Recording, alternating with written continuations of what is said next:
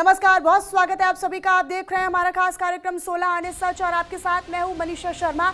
शुरुआत कर लेते हैं इस वक्त की बड़ी खबर के साथ। बड़ी खबर पश्चिम बंगाल विधानसभा चुनाव से जुड़ी हुई है, जहां टीएमसी की ओर से 291 सीटों पर उम्मीदवार घोषित कर दिए गए हैं। भवानीपुर से मुख्यमंत्री ममता बनर्जी खुद चुनाव लड़ने वाली हैं।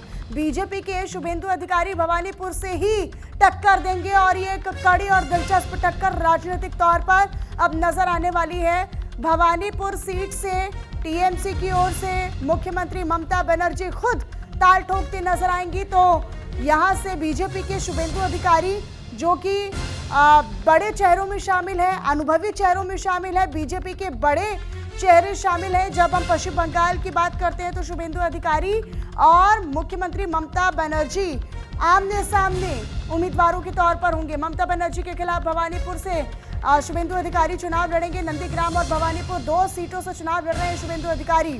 नंदीग्राम में टीएमसी के पवित्र कर शुभेंदु अधिकारी को टक्कर देंगे, चुनौती देंगे।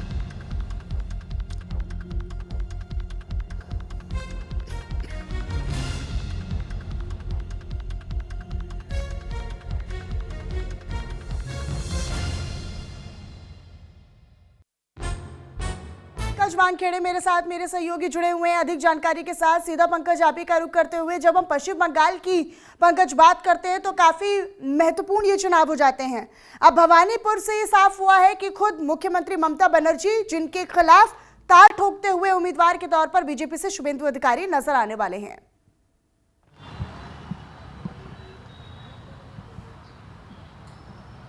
बिल्कुल, बेशक मनीषा, देखिए जिस तरह से बीजेपी ने अपनी स्ट्रेटेजी तय की थी कि अगर पश्चिम बंगाल की मुख्यमंत्री नंदीग्राम से चुनाव लड़ती है तो वहाँ से भी शुभेंदु अधिकारी होंगे, और इसके अलावा अगर भवानीपुर से लड़ती है तो वहाँ से भी, उस स्ट्रेटेजी के हिसाब से। और ये भी आकलन किया जा रहा था बीजेपी की तरफ से कि हो सकता है कि ममता बनर्जी सेफ सीट की वजह से दोनों विधानसभा सीट से चुनाव लड़ सकती है। लेकिन इस बार प्रेशर उल्टा बनता नजर आया है, और पश्चिम बंगाल में जब उम्मीदवारों के नामों का ऐलान टीएमसी कर रही थी, उसमें सबसे महत्वपूर्ण है कि जो ममता बनर्जी है वो सिर्फ एक सीट से चुनाव लड़ेगी, वो भी भवानीपुर से। और ये कहीं ना कहीं प्रेशर बीजेपी में बिल्डअप करने की कोशिश की गई है, क्योंकि अगर आप देखेंगे इसके पहले जो है कई चुनाव में हमने देखा कि किस तरह से ममता बनर्जी, चाहे 2021 के चुनाव की बात करें, उस वक्त भी एक प्रेशर पॉलिटिक्स था बीजेपी का, जो बीजेपी ने प्रेशर पॉलिटिक्स शुभेंदु अधिकारी को उतार कर ममता को चुनाव हराया था, तो एक मैसेज देने की कोशिश थी। लेकिन इस बार ममता ने इस बार को तय कर दिया कि वो एक ही सीट से चुनाव लड़ेगी, कोई मल्टीपल सीट से चुनाव नहीं लड़ेगी, और सबसे महत्वपूर्ण ये है कि वो फोकस अपनी भवानीपुर विधानसभा सीट पर करेगी। तो ये एक बड़ा मैसेज देने की कोशिश की है। और पश्चिम बंगाल में साफ तौर पे आप देखिए रणनीति, अगर आप देखेंगे एक दौर था जब लेफ्ट वर्सेस टीएमसी के युद्ध होता था आमने सामने में, लेकिन अब वो दौर बदल गया। अब लेफ्ट कहीं नजर नहीं आती है। अब जो डायरेक्ट फाइट जो है वो बीजेपी वर्सेस टीएमसी के बीच में, और टीएमसी लगातार ये कोशिश कर रही है, तमाम उनके नेता की तरफ से कहा जा रहा है कि ये चुनाव हमारे लिए पश्चिम बंगाल की गरिमा के लिए चुनाव है, तो वो चुनाव हम लड़ रहे थे। इसीलिए लगातार दोनों पॉलिटिकल पार्टी अपने तरह की स्ट्रेटेजी बनाती नजर आ रही है। और एक और महत्वपूर्ण चीज इसमें जो उम्मीदवारों के नामों का ऐलान हुआ है इसमें मनीषा, उसमें बड़ा इंटरेस्टिंग चीज ये है कि अगर आप देखेंगे तो करीबन 100 से ज़्यादा जो उम्मीदवार, जो करीबन 291 कैंडिडेट जो पश्चिम बंगाल में टीएमसी ने उतारे हैं, उसमें से 100 से ज़्यादा युवा चेहरे हैं जिनकी एज अप्रॉक्स माना जाए तो 45 से बिलो है। तो वो एक मैसेज देने की कोशिश है। साथ ही साथ सबसे महत्वपूर्ण है कि इंटेलेक्चुअल लोगों को भी इसमें मौका दिया गया है, टीएमसी ने मौका दिया है, और महिलाओं को लेकिन पुराने विधायकों को फिर से कितना मौका मिला है? पुराने विधायकों को कितना मौका मिला है पंकज? ये भी काफी महत्वपूर्ण है कि क्या जो पुराने साथी हैं उनको बिल्कुल ही दरकिनार कर दिया या उन पर फिर से भरोसा जिताया है? क्योंकि हर पार्टी रिपोर्ट कार्ड के आधार पर ही फैसला करती है कि उनको अगले चुनाव में कितना विश्वास के साथ उतारा जाए या नहीं। यानी अब जो रिपीट अगर पुराने विधायक किए जा रहे हैं, यानी उन्होंने अपने क्षेत्र में अच्छा काम किया है और वो विपक्ष को एक कड़ी टक्कर देने की भूमिका में है।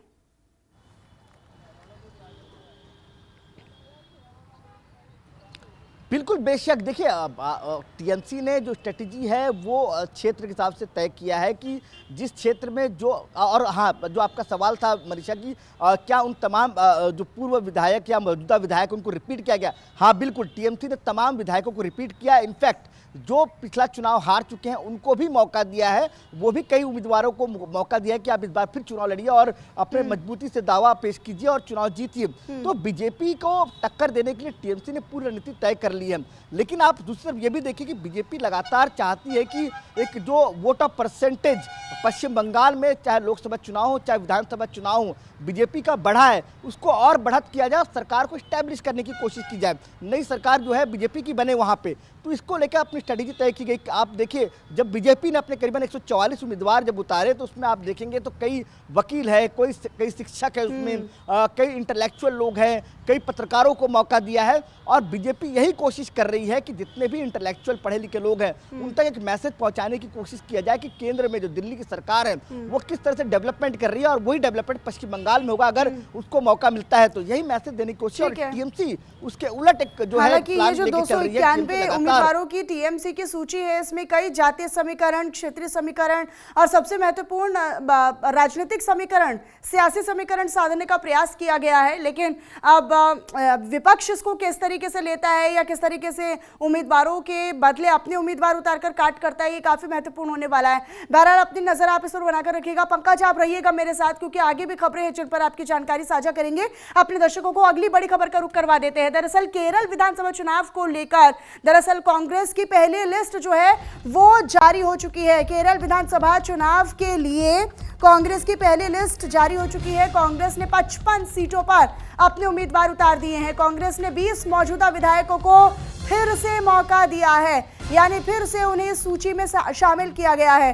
पेरावूर से कांग्रेस प्रदेश अध्यक्ष सनी जोसेफ फिर से चुनाव लड़ेंगे। पिछली बार भी इन्हें मौका दिया गया, इस बार भी मौका दिया गया। नेता प्रतिपक्ष वीडी सतीशन को पारावूर से मौका मिला है, फिर से उन्हें टिकट दिया गया है। रमेश चेन्नीथला को हरिपद से कांग्रेस ने चुनावी मैदान में उतारा है। तो पूर्व सीएम ओमन चांडी के बेटे चांडी ओमन को पुथुपल्ली से टिकट दिया गया है। तो कुल 55 उम्मीदवारों की सूची जो है वो जारी कर दी गई है। केरल विधानसभा चुनाव से जुड़ी हुई ये बड़ी खबर आप तक साझा कर रहे हैं। हमारे साथ हमारे सहयोगी पंकज वानखेड़े लगातार बने हुए हैं। पंकज, एक बार फिर से आपका रुख करते हुए, क्योंकि केरल में भी चुनाव है, यहाँ पर भी बड़े एक्सपेरिमेंट की भूमिका में कांग्रेस भी नजर आती है, लेकिन कांग्रेस की इस लिस्ट से क्या आकलन किया जाना चाहिए? 20 पहले के विधायकों को फिर से उतारा गया, बड़े चेहरे हैं, कांग्रेस प्रदेश अध्यक्ष फिर से उतार दिए गए हैं, नेता प्रतिपक्ष फिर से उतार दिए गए हैं, वो भी काफी महत्वपूर्ण सीटों पर उतारे गए हैं। क्या समझा जाए?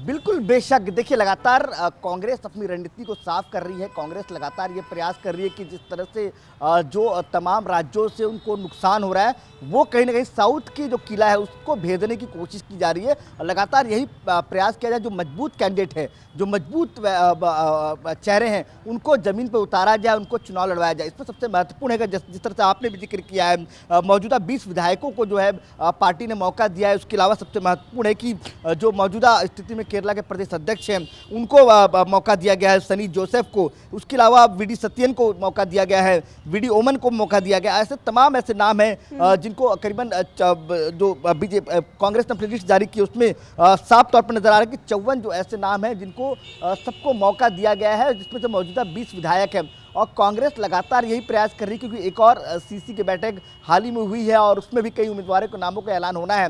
तो ऐसे में लगातार ये प्रयास किया जा रहा है कि बीजेपी ने भी अपनी तरफ से तमाम उम्मीदवारों के नामों का ऐलान कर दिया है। तो अब स्ट्रेटेजी कांग्रेस के पास बची हुई है, कांग्रेस क्या तय करती है और किन लोगों को मैदान पर उतारती है और किस तरह का प्रचार होता है। क्योंकि अगर आप देखेंगे तो साउथ में क्षेत्रीय पार्टियों का ज़्यादा दबदबा होता है, लेकिन कांग्रेस भी लगातार केरल जैसे तमाम राज्यों में मजबूत, केरल हो, कर्नाटका हो, तेलंगाना हो, इन राज्यों में अपनी मजबूती जो प्रेजेंस है वो दिखाती नजर आई है। तो अब इंतजार ये है कि चुनाव में किस तरह से रणनीति तय की जाएगी, किस तरह से जो है उम्मीदवारों को जीत हासिल होती है। लेकिन कांग्रेस के लिए पंकज ये भी चुनौती रहेगी, जैसा कि आपने जिक्र किया कि क्षेत्रीय दलों के साथ एक साझेदारी करते हुए और एक तालमेल बैठाते हुए उम्मीदवारों को चयन करके उसमें लिस्ट किया जाए या उनको उतारा जाए ताकि क्षेत्रीय दल भी नाराज ना हो और समीकरण भी बैठ जाए। इस लिस्ट से फिलहाल क्या लगता है, कितना क्षेत्रीय समीकरण बिठाने का प्रयास कांग्रेस ने इस लिस्ट के जरिए किया है?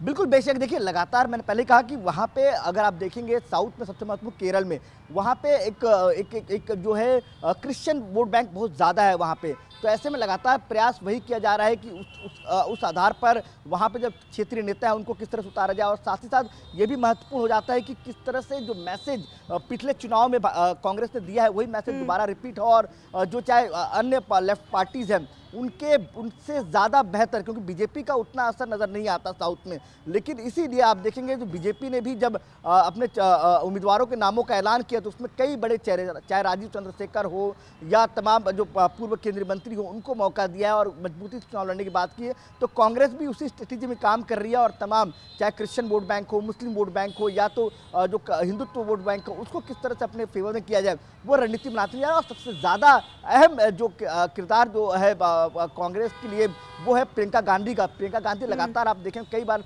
केरला का दौरा करते नजर आई हैं, चाहे राहुल गांधी हो। तो प्रयास ये है कि केरला में वो अपनी खुद की सरकार स्टैब्लिश करे और बेहतर तरीके से करे, क्योंकि वो गठबंधन में भी नहीं जाना चाहती है और अपने दम पर बेहतर तरीके से, बेहतर जो है कहा जाए नंबर्स के साथ जो है सरकार बनाए। बिल्कुल, लेकिन आने वाली सूची का कितना और इंतज़ार करना होगा, और क्योंकि हम ये देखते भी हैं अक्सर ऐसे मौक़ों पर कि जब लिस्ट जारी होती है तो फिर कुछ नाराज़ जिनको उम्मीद होती है कि उनको टिकट दिया जाएगा वो भी अपने अपने विधायकों के समर्थन में आ जाते हैं और पार्टी का विरोध करते हैं। कहीं ऐसी कोई स्थिति तो नहीं नज़र आ रही है अब कांग्रेस की सूची के बाद केरल में, दक्षिण में? क्योंकि यहाँ पर तो कहीं ना कहीं अगर हम उत्तर भारत से बात करें तो उत्तर भारत के कंपैरिजन में दक्षिण भारत में अच्छा खासा वोट बैंक और अच्छा खासा पकड़ है कांग्रेस की। तो कांग्रेस तो इस बार फूंक फूंक कर कदम रखेगी।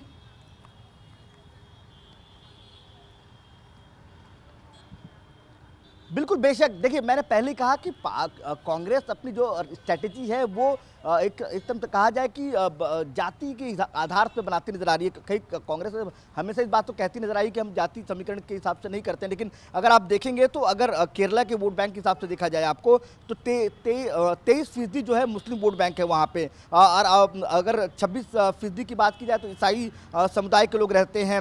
उसके अलावा नायर समुदाय के लोग 14%, दलित समुदाय के लोग जो है 9% के होते हैं। तो ये एक समीकरण है, और उसके अलावा जो बड़ा एक असर जो रीजनल पॉलिटिकल पार्टीज का है उसमें एलडीएफ और यूडीएफ का बड़ा एक रोल है। एलडीएफ की बात करूं तो लेफ्ट डेमोक्रेटिक पार्टी और यूनाइटेड डेमोक्रेटिक पार्टी, ये दोनों फ्रंट जो है वो एक मजबूत पॉलिटिकल पार्टी तौर पर वहां नजर आते हैं।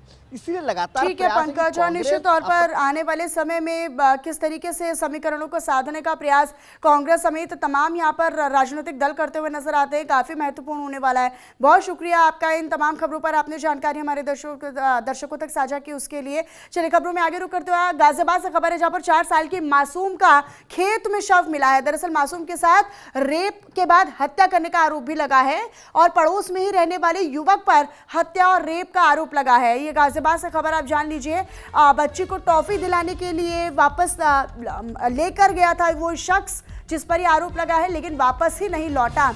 पुलिस ने गौरव प्रजापति को हिरासत में ले लिया है। फिलहाल इस वक्त की बड़ी खबर आप जान लीजिए गाजियाबाद से है, और गाजियाबाद के नंदग्राम से ये पूरा मामला सामने आया है। दरअसल गाजियाबाद में 4 साल की मासूम बच्ची की रेप के बाद हत्या का आरोप पास में ही पड़ोस में ही रहने वाले एक शख्स पर लगा है जिसका नाम गौरव प्रजापति है। पुलिस पूरे मामले की तफ्तीश में जुटी हुई है और आरोपी को हिरासत में ले लिया गया है, गिरफ्तार भी कर लिया गया है। उससे अब पूछताछ आगे की जा रही है। तो ये कहा जा रहा है कि टॉफ़ी के बहाने वो उस बच्ची को लेकर गया अपने साथ, लेकिन फिर वापस ही नहीं लेकर लौटा। फिर छानबीन की गई, तलाशी ली गई, ढूंढा गया तो फिर एक खेत में वो बच्ची का शव पड़ा मिला। गाजियाबाद के अंतर्गत दिनांक 16 मार्च को रात्रि लगभग 9 बजे के आसपास थाना नंदग्राम में एक सूचना प्राप्त हुई कि एक खेत में एक बालिका घायलावस्था में पड़ी मिली है, जिसको स्थानीय लोगों के द्वारा और परिजनों के द्वारा अस्पताल ले जाया जा रहा है। तत्काल पुलिस द्वारा इस सूचना पे अस्पताल पहुंचा गया, जहां पर इलाज के दौरान बालिका की मृत्यु हो गई है। पुलिस के सभी अधिकारियों के द्वारा घटनास्थल का निरीक्षण किया गया है। घटनास्थल पर एफएसएल की टीमें और डॉग स्क्वाड के द्वारा भी साक्ष्य संकलन किया गया है। प्रारंभिक जांच में बालिका के परिजनों के द्वारा यह तथ्य प्रकाश में लाया गया कि उनके पड़ोस में रहने वाला गौरव प्रजापति, जिसकी उम्र लगभग 24 वर्ष है, वह शाम के समय इस बालिका को टॉफ़ी दिलाने के बहाने अपने साथ लेकर के गया था और उसके बाद से ये बालिका वापस नहीं लौटी थी। ये व्यक्ति उनके पड़ोस में ही रहता था और उनसे पूर्व से परिचित था। पुलिस द्वारा तत्काल इस तथ्य को संज्ञान में लेते हुए आरोपी व्यक्ति गौरव प्रजापति को हिरासत में लिया गया है। गौरव प्रजापति से गंभीरता से पूछताछ की जा रही है। सभी पक्षों की गंभीरता से जांच करके अग्रिम विधिक कार्रवाई की जा रही है। परिजनों से सुसंगत धाराओं की तहरीर लेकर के मुकदमा पंजीकृत किया जा रहा है। अगली खबर कानपुर से है, जहां पर बेधुनु थाना क्षेत्र के एक गांव में सोमवार शाम बकरी चराने गई 11 साल की बच्ची की हत्या कर उसके शव को खेत में ही गाड़ दिया गया।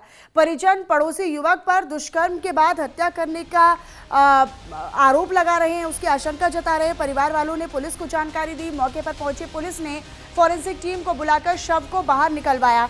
दरअसल पुलिस ने बच्ची के शव को पोस्टमार्टम के लिए भेज दिया है। पुलिस को ये आशंका है कि बच्ची की हत्या गला दबाकर की गई है। देर शाम तक वापस नहीं लौटने पर परिवार वालों ने पुलिस को इसकी सूचना दी और उसके साथ ही साथ खोजबीन भी शुरू कर दी। तो पुलिस ने एक व्यक्ति को हिरासत में लेकर पूछताछ शुरू कर दी है। इसमें परिजनों द्वारा जो भी बातें बताई गई है उन आधार पर आगे परिचित गांव के ही परिचित द्वारा जमीन के विवाद के कारण युवती की हत्या करना बताया गया है।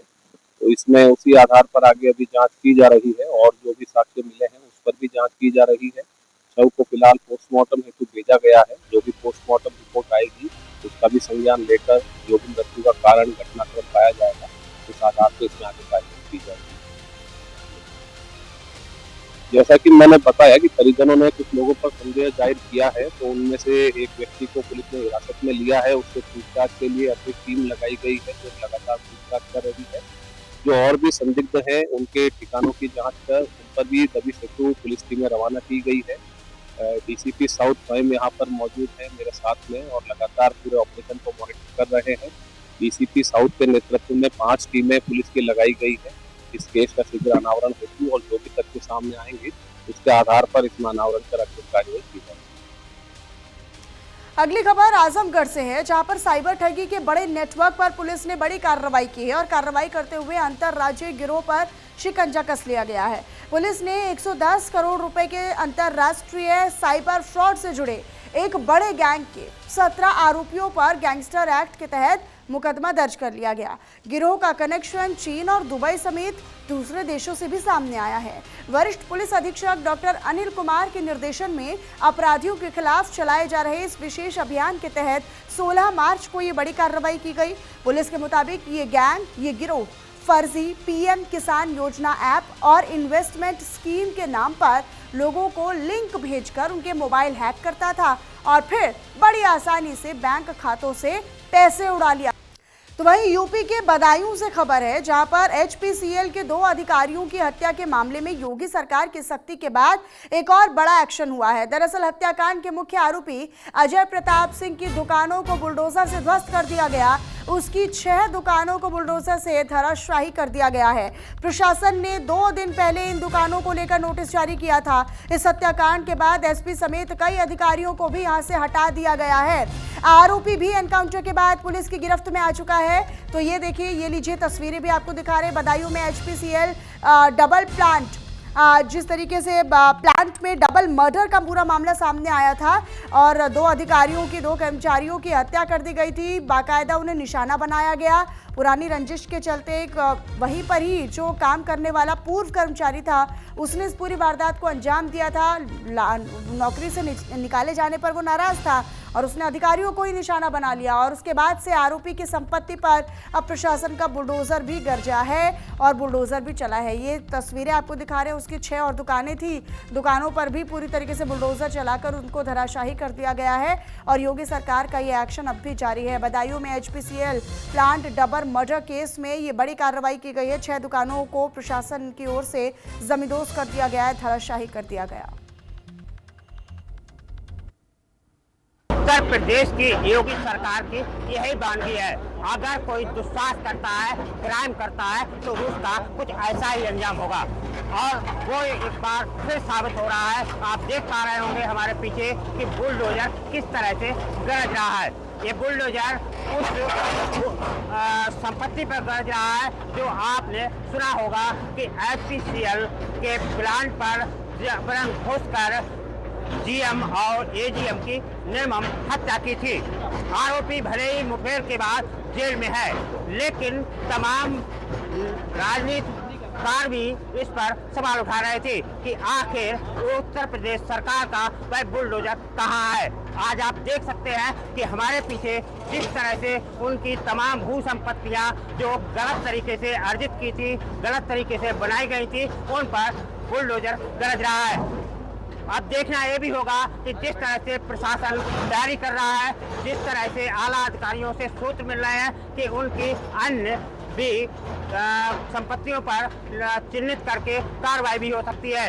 वहीं इस पूरे मामले में जिस तरह से कहीं ना कहीं पुलिस की लापरवाही देखने को मिली थी, तो हो सकता है और भी आला अधिकारी इसकी जद में आए और उन पर भी शिकंजा कसा जाए। बदायूं से न्यूज इंडिया के प्रमोद गुप्ता।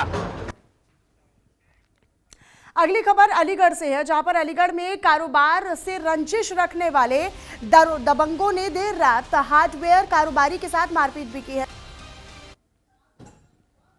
नाम है मेरा। कहाँ के रहने वाले हैं आप? मैं मोहल्ला गोविंद नगर का रहने वाला हूँ। सब मार्केट पड़ती है। थाना कौन सा लगता है? थाना ये कोतवाली लगता है मेरा। क्या घटना हुई थी कल? कल हम नमाज़ पढ़ के आ रहे थे तो इन लोगों ने मुझे पकड़ लिया और मेरे संग मारपीट करी। फिर मेरे लड़के के संग मारपीट करी तो हमने किवाड़ लगा ली। फिर उन्होंने पथराव करा, जिसकी काफ़ी वीडियो वायरल भी हुई है। फिर ये मेरा भाई नमाज़ पढ़ के आ रहा था, इसे घेर लिया, फिर इसे मारा। अच्छा, कितने लोग थे? कौन लोग थे? कहाँ के रहने वाले हो? ये 4 लोग थे। चारों लोगों ने मारपीट करी है और हम लोग अकेले थे, घर पे कोई था नहीं हमारे। सारे इन्होंने तोड़ फोड़ कर दिए घर की। माल भी हमारा ले गए काफ़ी निकाल के। मेरे काफ़ी पैसे गिर पड़े जेब से। मेरा नाम शाजिब है। साजिद, कहाँ के रहने वाले हो आप? मैं जंगली का रहने वाला हूँ और गोविंद नगर में भी घर है हमारा। अच्छा, ये चोट कैसे लगी आपके? तो मैं नमाज़ पढ़ कर आ रहा था तो पहलवान का लगा है, पहलवान है और दो लड़के थे, उनके 3 और एक पहलवान थे 4। स्टील की हॉकी थी, एक लकड़ी की थी। उनसे गाड़ी पे चलते में मेरे वार करा था। सबसे पहले स्टील की मेरे माथे पे लगी थी, सब मेरे ऊपर फैल गए। हॉकी से फिर मेरे अंदर मार मारी इन्होंने।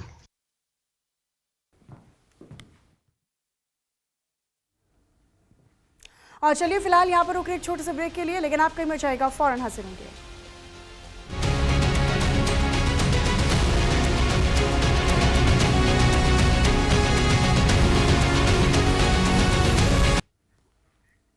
चलिए ब्रेक के बाद एक बार फिर से आप सभी का स्वागत है और रुक कर लेते हैं अगली खबरों की तरफ। सोमनाथ पुलिस ने नकली दूध बनाने वाली फैक्ट्री पर छापेमारी की है और छापेमारी कर 4,68,000 रुपए का नकली दूध बनाने का सामान जब्त कर लिया है। 4,68,000 रुपए का नकली दूध बनाने का सामान जब्त किया गया है।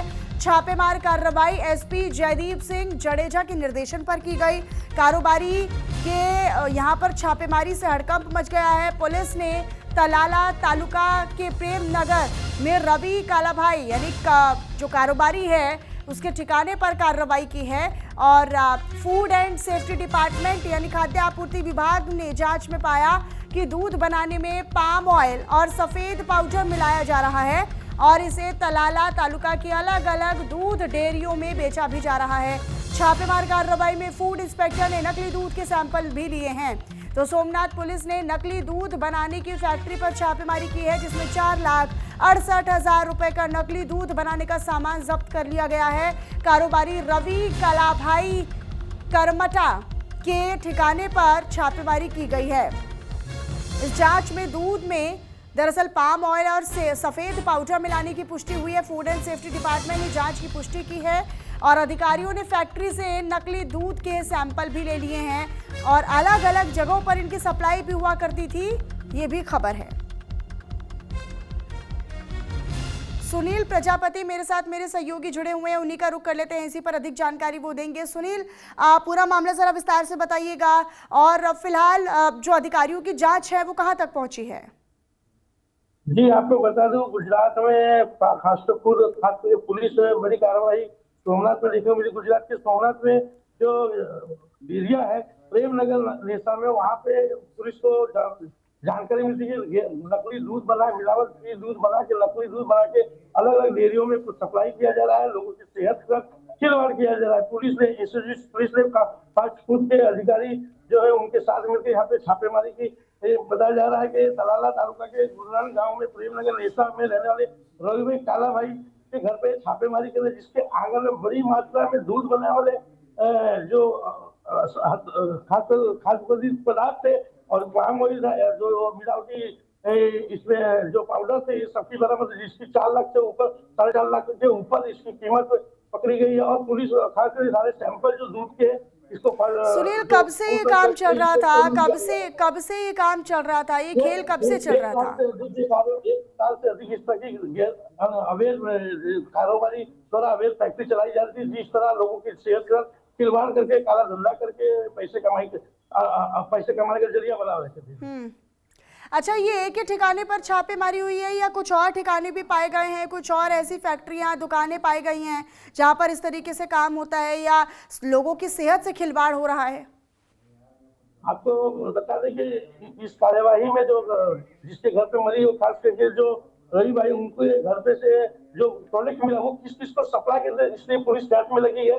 पूरे देश के जो अधिकारी उसका सैंपल ले लिए है और ये पता करेंगे ये सप्लाई कौन से डेयरी वाले या दुकान वाले को दिया जाता है, जो पैसे कमाने सस्ती दूध लेके महंगे आज की कीमत के दूध को बेच के सारी कमाई करते, वो सब पे भी कार्रवाई आगे हो सकती है। ठीक है सुनील, अपनी नजर बनाकर रखिएगा। शुक्रिया बहरहाल आपका इस तमाम जानकारी को साझा करने के लिए। तो बीजेपी सांसद मनीष जायसवाल से न्यूज इंडिया की एक्सक्लूसिव बातचीत हुई है, जिसमें राज्यसभा चुनाव समेत कई मुद्दों पर मनीष जायसवाल ने न्यूज इंडिया पर अपने खुलकर विचार भी रखे हैं। उन्होंने अपने तमाम विचारों को साझा करते हुए क्या कुछ कहा है वो सुनवा देते हैं। झारखंड से बीजेपी सांसद मनीष जायसवाल जी हमारे साथ हैं। सर, राज्यसभा के नतीजों पर सवाल खड़े किए जा रहे हैं। कहा जा रहा है कि साम दाम दंड भेद, पावर, पैसा, हर चीज़ का इस्तेमाल भाजपा करती है और विधायकों की खरीद फरोख्त करके जो है जीत दर्ज की गई है। देखिए, आरोप लगाना बहुत आसान होता है, लेकिन ये तो सदस्य उन्हीं के हैं ना। अंतरात्मा की आवाज़ एक बहुत बड़ी आवाज़ होती है। आज पूरा विश्व देख रहा है कि भारत का जो नेतृत्व है वर्तमान समय में, वो गरीबों की मदद कर रहा है, वो देश को आगे लेकर के जा रहा है, इंफ्रास्ट्रक्चर तेज़ी से सुधर रहा है, धार्मिक सद्भाव अभी चरम पर है अपना। और वैश्विक पटल पर अगर आप देखिएगा तो हम अपने केवल पड़ोसी देशों की बात करें तो बांग्लादेश ने राशनिंग किया, वहाँ दाम बढ़े, श्रीलंका ने भी राशनिंग किया, दाम बढ़े पेट्रोलियम प्रोडक्ट्स का, पाकिस्तान ने भी किया और वहाँ तो बहुत ज़्यादा राशनिंग हुई। लेकिन भारत में ना तो कोई किल्लत है, ना तो कोई दाम बढ़े है, ना तो कोई राशनिंग हुआ है। ये चीज़ें लोगों को दिख रही हैं। तो वो जो सामान्य विधायक है वो भी इस चीज़ को देख रहे हैं। उनको भी ऐसा लगता होगा कि भारतीय जनता पार्टी और एनडीए के नेतृत्व में ये देश बहुत तेज़ी से आगे बढ़ रहा है। तो ये उसी का नतीजा है कि उन्होंने अपने अंतरात्मा की आवाज़ को सुना। और वैसे भी आप कांग्रेस के अगर सदस्यों की बात करें तो जो आचरण, जो व्यवहार सामान्य राहुल गांधी जी का पार्लियामेंट के फ्लोर पर है, वो किसको अच्छा लगेगा कि उनका नेता हंसी का पात्र बन रहा हो, उनका नेता फ्लोर ऑफ द हाउस पे बकवास करते हुए दिखे, तो ये किसको अच्छा लगेगा।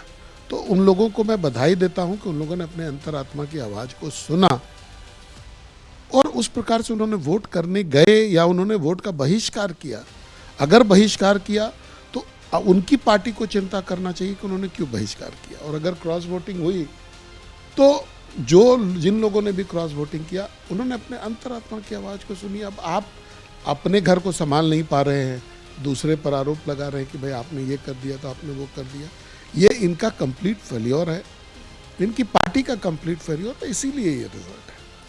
धन्यवाद। तो देखिए, मनीष जायसवाल साहब को आप सुन रहे थे, बीजेपी के सांसद है। कैमरा पर्सन मनोज के साथ मैं आंचल यादव, न्यूज़ इंडिया, दिल्ली।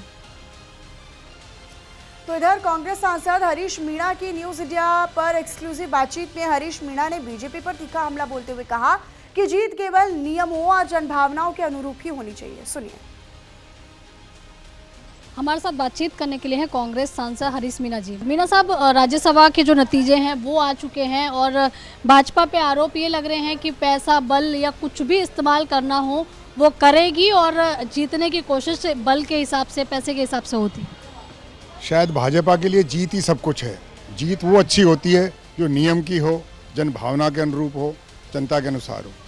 इस तरह से जो जीतना है कोई जीत नहीं है। ये प्रजातंत्र का मजाक है कि जनता किसको चुन के भेजती है, कहाँ वोट दे रहा है। ये गलत बात है और मैं मानता हूँ, मैं इसका विरोध करता हूँ। भाजपा जो कर रही है भाजपा के लिए अच्छा होगा, देश के लिए बहुत बुरा है। लेकिन वहीं दूसरी तरफ हम ये भी देख रहे हैं कि चाहे पश्चिम बंगाल हो या फिर देखिए जितने राज्यों में इलेक्शंस है उनमें जो घोषणा है डेट की वो हो चुकी है, लेकिन अभी जो आरोप लग रहे हैं वो ये लग रहे हैं कि चुनाव आयोग का इस्तेमाल किया जा रहा है। बीजेपी जो है वो कहीं ना कहीं इस्तेमाल कर रही है। ये सबको पता है, जनता नहीं जिता रही है। आप चुनाव आयोग से, प्रेस के, इनके मर्जी जरिए अगर आप जीतना चाहे, पार्टी जीत जाएगी, जनता हार जाएगी। हम ये चाहते हैं प्रजातंत्र में व्यवस्था मजबूत हो, संस्थाएं मजबूत हो और जन भावना के अनुसार वोट पड़े, वही देश के लिए अच्छा है। लेकिन आपको लग रहा है कि जिस तरीके से अभी इलेक्शन है और ये सारी चीज़ें हो रही है, चुनाव आयोग एक्शन में है, गृह सचिव, प्रमुख सचिव बंगाल के हटाए गए थे कल, और इस तरीके से जो एक्शन हो रहा है ये सही है? मैं मानता हूँ कोई भी चीज़ जो अपने उद्देश्य से भटक जाती है और स्वच्छ राजनीति को अलग कर रहे हो आप, बहुत गलत बात है। परंपराएं, बहुत गलत परंपराएं डाल रही हैं और आने वाले समय में हमारे देश के लिए, हमारे लोकतंत्र के लिए ये उचित नहीं है। तो देखिए, सांसद हरीश मीणा साहब को आप सुन रहे थे। कैमरा पर्सन मनोज के साथ मैं आंचल Yadav, news India, Delhi.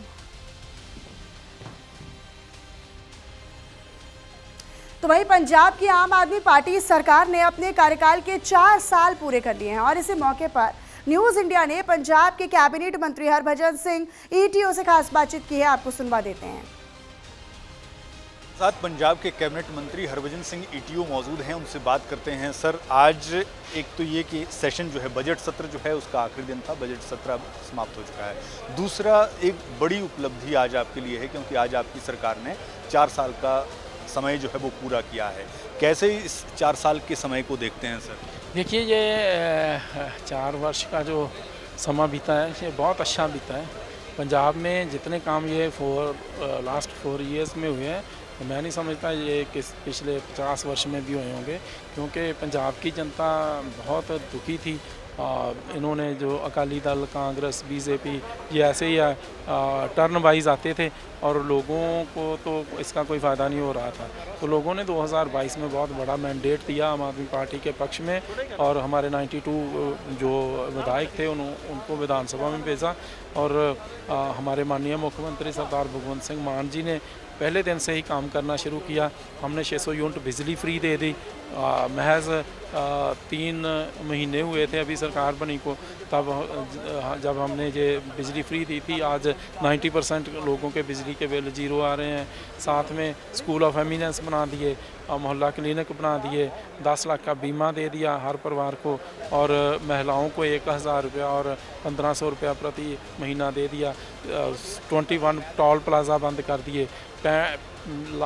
Almost 65,000 लोगों को जो नौकरी दे दी। इन्वेस्टर जो Punjab progressive Punjab investors summit करवा दिया, जिसमें बहुत से पैन इंडिया से और इवन बाहर से भी लोग जो है उन्होंने पार्टिसिपेट किया।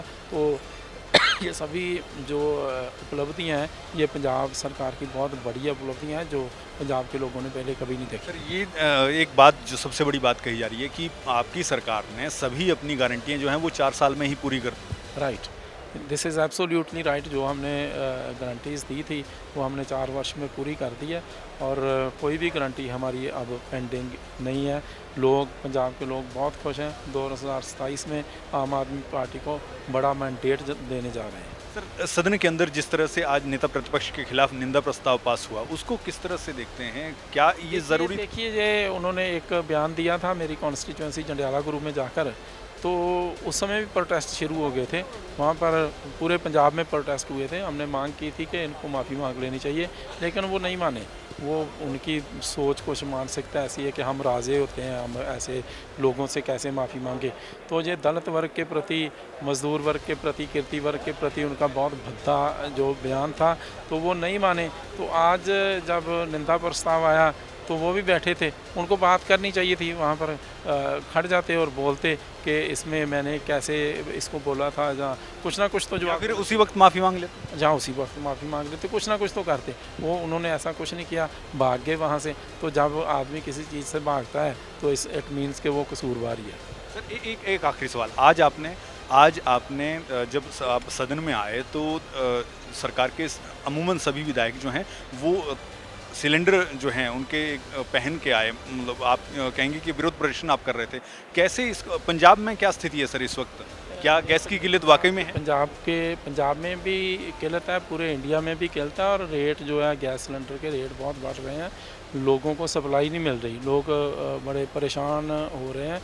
तो हमने ये केंद्र की मोदी सरकार से हमने ये उनके अगेंस्ट प्रोटेस्ट किया था कि लोगों को सप्लाई दी जाए और जो प्राइस है उनको कंट्रोल किया जाए गैस सिलेंडर। सरकार के स्तर पर उचित कदम उठाए जा रहे हैं सर कि लोगों को किल्लत ना? हम तो उचित कदम उठा ही रहे हैं, हम तो अपनी पत्र पर उठाएंगे, लेकिन जो जिम्मेदारी केंद्र सरकार की बनती है ना, उनको भी ऐसे अपनी जिम्मेदारी निभानी चाहिए। शुक्रिया बात करने के लिए। हमारे साथ थे कैबिनेट मंत्री हरभजन सिंह ईटीओ, जिन्होंने 4 साल सरकार के किस तरह से पंजाब में बीते वो बताया, और साथ ही सदन के अंदर नेता प्रतिपक्ष के खिलाफ जो है वो निंदा प्रस्ताव क्यों पास किया गया ये भी उन्होंने बताया। बहरहाल अपने कैमरा से अभिषेक के साथ संजीव कुमार, न्यूज़ इंडिया, चंडीगढ़।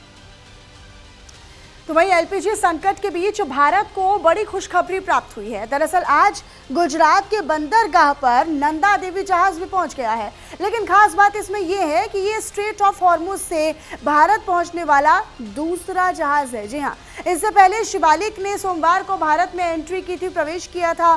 दोनों जहाज मिलकर 90,000 मीट्रिक टन से ज्यादा एलपीजी लेकर वहां से भारत पहुंचे हैं, जो संकट के बीच एक बड़ी राहत का काम कर सकती है। इधर मीडिया रिपोर्ट्स की माने तो 47,000 मीट्रिक टन से ज्यादा एलपीजी लेकर नंदा देवी जहाज गुजरात के वाडीनार पोर्ट पहुंचा। शनिवार को ही शिपिंग मिनिस्ट्री में विशेष सचिव राजेश कुमार सिन्हा ने बताया था इसी को लेकर कि शिवालिक और नंदा देवी 16 और 17 मार्च को भारत पहुंच सकते हैं। इधर नंदा देवी के भारत पहुंचने के बाद संभावनाएं ये जताई जा रही हैं कि 24,000 मीट्रिक टन तमिलनाडु भेजा जाएगा। राजेश कुमार सिन्हा ने इसमें कहा था कि संयुक्त अरब अमीरात यानी यूएई से लगभग 80,800 टन मुर्बान कच्चा तेल ले जा रहा जहाज जग लाडकी और उस पर सवार सभी 22 भारतीय नाविक सुरक्षित हैं। जग लाडकी उन 28 भारतीय जहाज़ों में से चौथा जहाज है जो पिछले 2 हफ्तों से युद्धग्रस्त हॉर्मुज जल डमरू मध्य यानी स्ट्रेट ऑफ हॉर्मुज में फंसे हुए थे। मौजूदा समय में पश्चिमी फारस की खाड़ी में 611 नाविकों समेत 22 भारतीय ध्वज वाले जहाज फंसे हुए हैं। जो इवॉल्विंग जियोपॉलिटिकल सिचुएशन है, उसमें जो एनर्जी सप्लाई चेन पे जो इम्पैक्ट आना लाजमी है, तो ऐसे में माननीय प्रधानमंत्री जी के गाइडेंस में जो डिप्लोमेटिक चैनल्स ने अपना काम किया है, उसकी वजह से जो एलपीजी के शिप्स हैं वो स्ट्रेट ऑफ हॉर्मुज से आने लगे। तो उसमें जो 2 वेसल्स आए हैं, उसमें एक वेसल कल आया है एमटी शिवालिक, वो वेसल मुंद्रा में पार्ट डिस्चार्ज करेगा और उसके बाद वो अभी तक जो हम लोगों के पास इंफॉर्मेशन है इंडियन ऑयल से, वो यहाँ पे शिप टू शिप ट्रांसफर के लिए वाडीनार आएगा। तो मदर वेसल से डॉटर वेसल में ट्रांसफर होगा और फिर वो डॉटर वेसल को आगे डिस्पैच करेंगे for ports on the southern part of the country and the eastern part of the country. और इसी बीच आपको बताया जाए ईरान ईरान की अमेरिका को धमकी। दरअसल ईरान में विदेशी सैनिक भेजना गलत है, ये ईरान धमकी दे रहा है। अमेरिका दलदल में फंसेगा, ईरान की तरफ से कह दिया गया। अमेरिका से बातचीत पर विचार नहीं होगा। ईरान ने कहा है कि संप्रभुता की रक्षा करेंगे, संप्रभुता की रक्षा करना हमारा पहला अधिकार है, धर्म है, और हम इसी अधिकार का पालन करेंगे और इसी धर्म का पालन करेंगे, ये भी ईरान कह रहे हैं। और अमेरिका के दबाव में हम कतई नहीं आएंगे, अमेरिका खुद दलदल में फंसेगा, इसका जिक्र करता हुआ ईरान अब नजर आ रहा है। तो देखिए 18 दिन बीत चुके हैं इस जंग में, इस महायुद्ध में, लेकिन इसी बीच ना ईरान पीछे हटने और झुकने को या कॉम्प्रोमाइज की स्थिति में नजर आता है, और अमेरिका भी लगातार दबाव बनाने का प्रयास वैश्विक स्तर पर ईरान पर भी कर रहा है। इजराइल अमेरिका एक साथ एक तरफ से हमले कर रहे हैं, दूसरी तरफ ईरान भी उनका मुकाबला करता हुआ और जवाबी कार्रवाई करता हुआ, हमले करता हुआ नजर आ रहा है। ईरान अब अमेरिका को धमकी दे रहा है कि अमेरिका जो है वो दलदल में फंसेगा, ईरान में विदेशी सैनिक भेजना गलत है। तो वहीं आपको बताएं, जहां मिडिल ईस्ट में छिड़ी जंग के बीच एक और महायुद्ध की आहट सुनाई दे रही है। अब पाकिस्तान और अफगानिस्तान के बीच जंग छिड़ने के आसार हैं। वजह है पाकिस्तान के अफगानिस्तान पर एयर स्ट्राइक। बीती रात पाकिस्तानी एयरफोर्स के लड़ाकू विमानों ने अफगानिस्तान की राजधानी काबुल में बम बरसा दिए। काबुल के कई इलाकों को निशाना बनाया गया। नशा करने वालों का इलाज करने वाले एक अस्पताल पर हमला किया गया, अटैक किया गया, जिसमें 400 से ज्यादा लोगों की मौत हो गई। साथ ही साथ कई रिहायशी इलाके और अफगानिस्तान की खुफिया एजेंसी के हेडक्वार्टर के पास भी अटैक हुआ। पाकिस्तान की इस कायराना करतूत पर अफगानिस्तान आग बबूला है। अफगानिस्तान ने पाकिस्तान से बदला लेने की भी बात कही है। सवाल कई सारे हैं, एक रिपोर्ट आपको दिखाते हैं।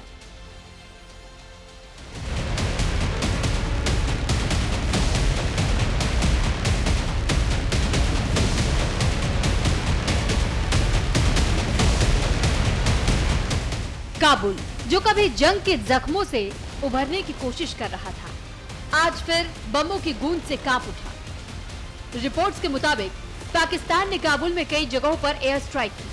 हमले के बाद जोरदार विस्फोट हुए, कई इलाकों में भीषण आग लग गई, अस्पताल तक को नहीं बख्शा गया। अफगानिस्तान का आरोप है कि यह हमला सिर्फ सैन्य ठिकानों पर नहीं, बल्कि आम नागरिकों को निशाना बनाकर किया गया। हमले के निशाने पर रहे रक्षा मंत्रालय के पास, खुफिया एजेंसी के हेडक्वार्टर के पास, नशा मुक्ति केंद्र।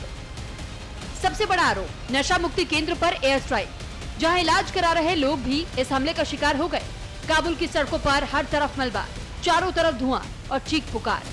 स्थानीय लोगों का कहना है कि हमने एक के बाद एक धमाके सुने और फिर सब कुछ खत्म हो गया। राहत और बचाव कार्य जारी है, लेकिन मलबे में दबे लोगों की संख्या लगातार बढ़ती जा रही है। काबुल में कई जगहों पर हमला, हमले के बाद काबुल में कई विस्फोट से लगी भीषण आग। हमले में 400 से ज्यादा लोगों की मौत, हमले में करीब 300 घायल। काबुल में कत्लेआम का आरोप। अब अफगानिस्तान का पलटवार कितना खतरनाक होगा? अब सवाल है कि आखिर पाकिस्तान और अफगानिस्तान के बीच ये टकराव क्यों? इसकी जड़ है डूरन लाइन। डूरन लाइन को लेकर दोनों देशों में विवाद। 2600 किलोमीटर लंबी है डूरन लाइन। अफगानिस्तान सरकार डूरन लाइन को नहीं मानती। 133 साल पहले खींची गई थी डूरन लाइन। 13 नवंबर 1893 को खींची गई थी डूरन लाइन। लाइन का एक छोर ईरान, दूसरा छोर चीन से मिलता है। डूरन के एक तरफ अफगानिस्तान के 12 प्रांत, डूरन के दूसरी तरफ खैबर पख्तूनख्वा बलूचिस्तान। पाकिस्तान डूरन लाइन को मान्यता देता है। इस लाइन ने पश्तून समुदाय को 2 हिस्सों में बांट दिया और यही बना टकराव की सबसे बड़ी वजह। यानी यह विवाद आज का नहीं, बल्कि कई सालों से ज्यादा पुराना है। दोनों देशों को बांटता है डूरन लाइन। डूरन लाइन की कुल लंबाई 2670 किलोमीटर। पश्तून और पंजाबियों में हुई तकरार। 26 जुलाई 1949 को पाक ने अफगानिस्तान पर किया हमला। 1949 अफगानिस्तान ने डूरन लाइन को मानने से किया इनकार। 1950 ब्रिटेन ने दोनों देशों के बीच की मध्यस्थता। 1976 अफगानिस्तान ने डूरन लाइन को दी मान्यता। 1996 अफगानिस्तान में शुरू हुआ तालिबान का राज। दोनों देशों के बीच फिर शुरू हुई तकरार। 2017 पाक ने डूरन लाइन पर शुरू की फेंसिंग। काबुल में बमों की गूंज, सीमा पर बढ़ता तनाव और दोनों देशों के बीच पुरानी दुश्मनी, ये संकेत है एक बड़े युद्ध के। अब पूरी दुनिया की नजर इस पर है, क्या अफगानिस्तान देगा करारा जवाब या फिर ये संघर्ष बदल जाएगा एक खतरनाक जंग में। क्योंकि अगर ये जंग बढ़ी तो सिर्फ दो देश नहीं, पूरा क्षेत्र इसकी आग में झुलस सकता है। तो वही राजस्थान के डूंगरपुर जिले के मानपुर गांव में एक मामूली सी बात को लेकर एक विवाद के बाद आबकारी विभाग के एक एएसआई पर पद के दुरुपयोग और मारपीट के गंभीर आरोप लगने लगे। विवाद तब शुरू हुआ जब एएसआई के परिवार का एक सदस्य 5 किलो सीमेंट लेने गया, लेकिन दुकानदार ने इतनी कम मात्रा में सीमेंट देने से इनकार कर दिया, मना कर दिया।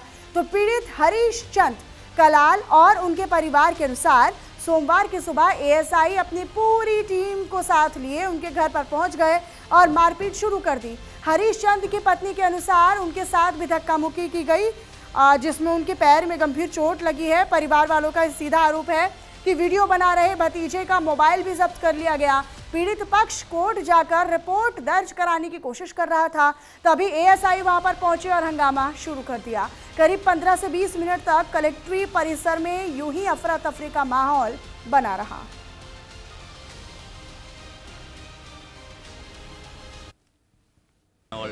सुबह में आए थे एएसआई कांतिलाल जी हमारे घर पे, वो लेने के लिए घसीट से लेके जा रहे थे।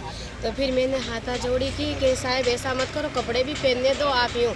तो कपड़े पहनने के लिए नहीं, ऐसे बिठा दूंगा मैं, यूँ करके लेके जा रहे थे। फिर मैंने धक्का मुक्की करके उनको भगा दिया, तो आप चले जाओ, मैं हूँ उधर यूँ। फिर लोग मेरे जेठ के बच्चे थे जो वीडियो बना रहे थे, वो वीडियो बनाते एक मोबाइल तो ले लिया, जो मोबाइल छत पे एक मेरे जेठ का लड़का बना रहा था, उस वीडियो में देखा तो तू भी वीडियो बना रहा है साला, तेरे को भी देख लूँगा, घर पे तेरे को गांव में रहने नहीं दूंगा, तू देख लेना, मैं वापस जल्दी आऊँगा, यूँ करके फिर चले गए। फिर हम थोड़ी देर ऐसा हुआ, फिर हमने उधर छानबीन की, कहाँ गए ये, वापस आए। फिर उनको हम वापस ले आए। फिर हम कलेक्ट्री ऑफिस आए ज्ञापन देने के लिए, ज्ञापन दिया, वहाँ उतरते ही वापस आए, फिर धमकी देने लगे हमें। तो फिर गाड़ी आई, गाड़ी में घसीटते हुए पकड़ के ले गए। और इसी बीच अगली बड़ी खबर का रुख करते हैं। दिल्ली से खबर है जहां पर लापरवाही से एक युवक की जान चली गई है। दरअसल युवक ने खुद को गोली मारकर आत्महत्या कर ली है। वीडियो बनाने के लिए सीने पर लोडेड पिस्टल तान दी। आप ये सोचिए कि सोशल मीडिया पर कुछ चंद व्यूज और लाइक्स बटोरने के चक्कर में लोग अपनी जान को भी रिस्क पर ले रहे हैं, लोग अपनी जान भी जोखिम में डाल रहे हैं। लेकिन ये कैसा दिवालियापन है, ये कैसा पागलपन है जिसमें खुद शख्स अपनी जान ले लेता है वीडियो रील बनाने के लिए, सोशल मीडिया पर पॉपुलर होने के लिए।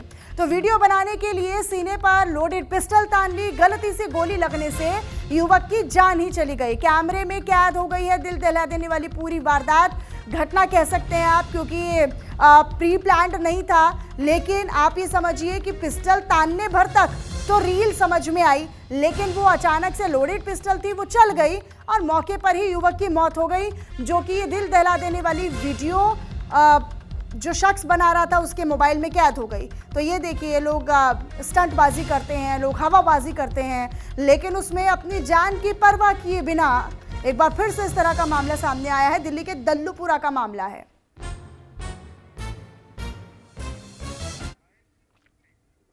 इधर दिल्ली के रूपनगर इलाके में बड़ा हादसा हो गया। दरअसल रूपनगर के ब्लॉक 3 में मदर डेयरी के पास एक नाले पर बना लोहे का पुराना फुटओवर ब्रिज अचानक से भर भराकर नीचे गिर पड़ा। बताया ये जा रहा है कि इस हादसे में एक महिला नाले में गिर पड़ी, जिसके बाद वहां पर मौजूद गोताखोरों ने जैसे तैसे किसी तरह से पानी से उस महिला को बाहर निकाला और फौरन अस्पताल लेकर पहुंचे, लेकिन इससे पहले ही महिला की मौत हो चुकी थी।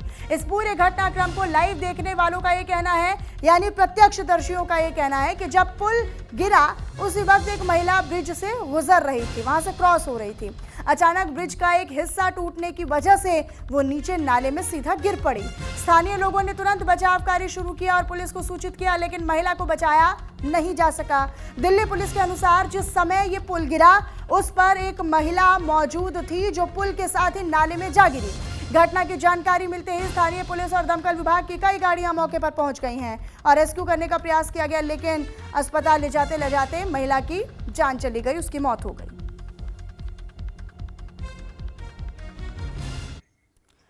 और चलिए फिलहाल इन्हीं तमाम खबरों के साथ इस खास कार्यक्रम में बस इतना ही। बाकी तमाम खबरों के लिए आप बने रहिएगा हमारे साथ। नमस्कार।